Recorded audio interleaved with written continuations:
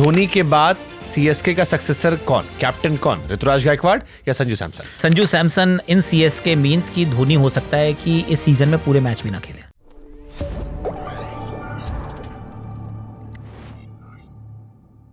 धोनी के बाद सीएसके का सक्सेसर कौन, कैप्टन कौन, ऋतुराज गायकवाड़ या Sanju Samson?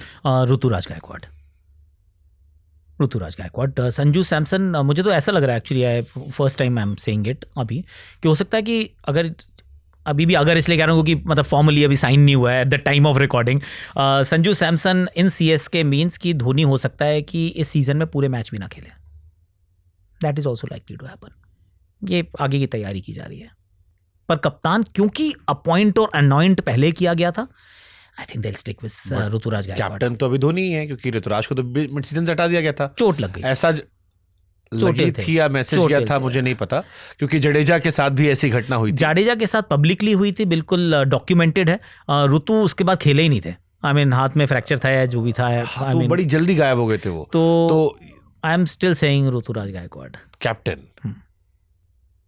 Okay, nice, interesting choice. Let's see, देखते क्या है।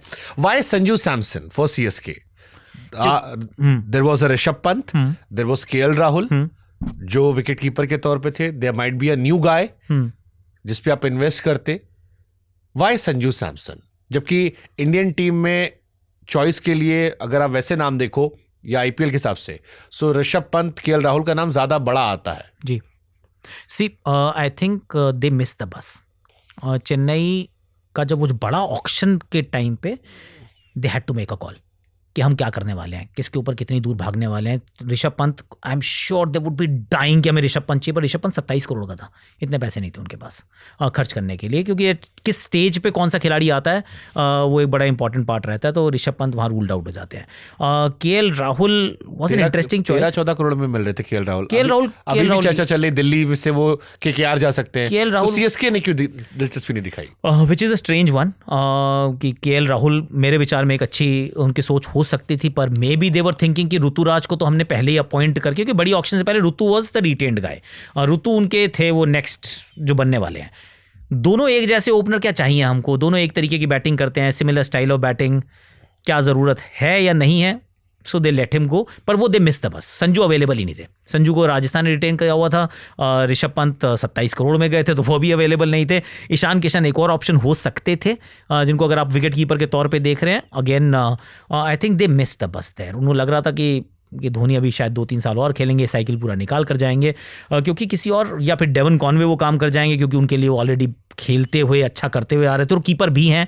आई think they goofed up there, वरना अगर मौका मिलता ये दोबारा एवरीथिंग स्टेज द सेम, वो बैंक तोड़ देंगे अपना ऋषभ पंत को अपनी तरफ आने के लिए, पर अब वो अवेलेबल ही नहीं है ऑप्शन। तो इसलिए Sanju is the best option, और उनको पसंद है जो खिलाड़ी 30 से ऊपर का हो, बहुत अच्छी बैटिंग करता हो, बहुत सीनियर हो। और जब प्रेशर में उनकी फिलॉसफी ये है कि प्रेशर में आपको सिर्फ एक ही चीज़ बचाती है, वो आपका एक्सपीरियंस।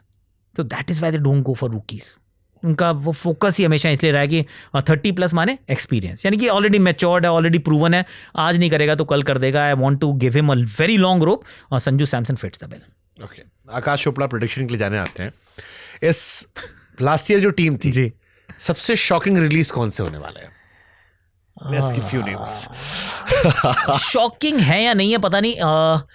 आई थिंक मोहम्मद शामी रिलीज हो जाएंगे, ऐसा मुझे लग रहा है। शामी रिलीज हो जाएंगे? हाँ जी, यहाँ शामी को लेकर देश भर में कैंपेन चल रहा है कि Mohammed Shami not in Indian cricket team. Shami release हो जाएंगे, मुझे ऐसा लगता है। क्यों? क्योंकि बहुत महंगे हैं, और हैदराबाद बहुत सारे लोगों को छोड़ नहीं सकती अपनी टीम को बेहतर बनाने के लिए। बेहतर उनको भी बनना है, और हो सकता है कि अंडरस्टैंडिंग भी हो कि अगर रिलीज़ करके हमने वापस भी ख़रीदा तो शायद हमें इतने पैसे ना खर्च करने पड़े। तो शामी को रिलीज़ होते हुए देख रहा हूँ मैं। वेंकटेश अय्यर रिलीज़ हो जाएंगे, मतलब जो बहुत महंगे खिलाड़ी, 23.75 करोड़ बहुत पैसे होते हैं, पर वो रिलीज़ हो जाएंगे, वो मार्केट में आएंगे ज़रूर। Who else is getting release? I think Devon Conway is getting released, वो रिलीज़ होंगे। अश्विन अगर खेल रहे होते तो मैं उनका नाम इस सूची में डाल देता, पर अब तो वो खेल ही नहीं रहे हैं, तो इसकी बात ही नहीं करते, वो रिटायर हो चुके हैं। बड़ा नाम और कौन सा जाने वाला है बाहर? हेटमायर मुझे लगता है रोक लेंगे ये लोग। हेटमायर जुरिल क्या 11 करोड़ रोकने का, उस समय आपने मेरे से सवाल पूछा होता ना तो मैं कहता कि हेटमायर छोड़ दो, अगर तो ये ना मिल रहे होते, ये संजू वाला ट्रेड ना होता कि जड्डू उधर ना जाते, साथ में सैम करन ना मिल जाते, तो मैं हेटी को छोड़ देता पक्का। पर अब मैं सोच रहा हूँ हेटी को अगर छोड़ दिया इन्होंने, इनको लोअर ऑर्डर बैटर चाहिए, इसका अब इनको ऊपर कुछ नहीं चाहिए, ऊपर इनका सब कुछ सेट है। तो अगर हेटी को छोड़ा तो मिलेगा कौन?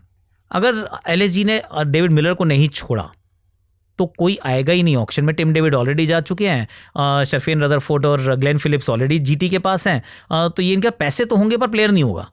तो फिर हो सकता है वापस शिमरन हेटमायर को ही खरीदना पड़ जाए। तो देयर इज़ अ पॉसिबिलिटी कि हेटी रिलीज ही ना हो। ये बड़ा थोड़ा सा अगेंस्ट द पॉपुलर नोशन होगा, पर हो सकता है कि हेटमायर रिलीज ना हो। ऋषभ को छोड़ सकती है LSG? Not a chance in hello.